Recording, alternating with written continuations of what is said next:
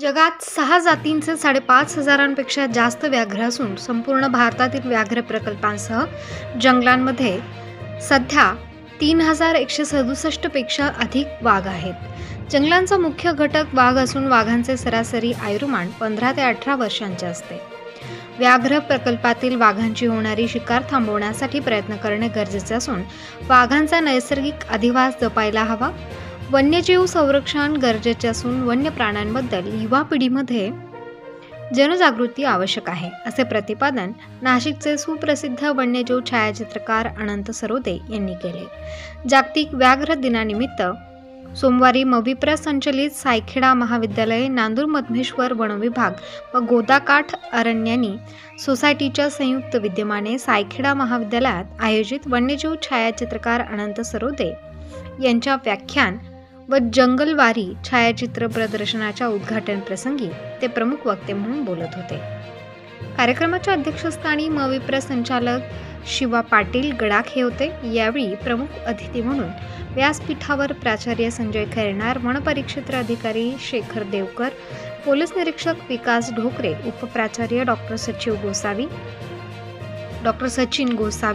Doctor Sachin गुरुळे, पक्षीमित्र Aniruddha Jadhav, वेद शिंदे, प्राध्यापक D Kajale, करंजगावचे sarpanch Khandu बोडके, शरद कुटे, श्याम जोंधळे, अमोल दराडे, पक्षीमित्र गंगाधर आघाव, प्राध्यापक अमोल हांडोरे आदी उपस्थित होते।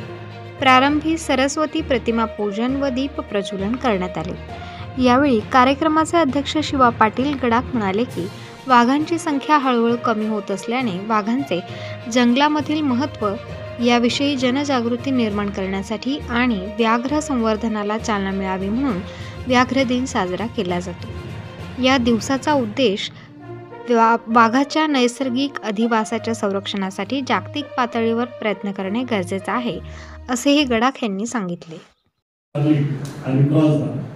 आताही जेव्हा आपण मनात बिबट्याच पिल्लं दिसले ते सांगत होते, तुम्ही आले म्हणून त्यांनी उठे तुम्हाला नाही तसं माग येतो तिकडे। आणि आपण जो काही कचरा करतो तिथं कुत्री डुकर त्या कचऱ्यावरती येतात आणि ते याचं दुर्दैवाने प्रमुख पक्ष झाल्यामुळे हा येतो। दुसरं एक कारण त्याला ऊसाचं जमीन क्षेत्र आहे आणि मुबलक पाणी गोदावरीच्या काठावर असल्यामुळे आणि नुसतं आता गोदाकाठ परिसरच नाही तर पिंपळगाव निफाड या शिवारात सुद्धा तो दिसायला लागला।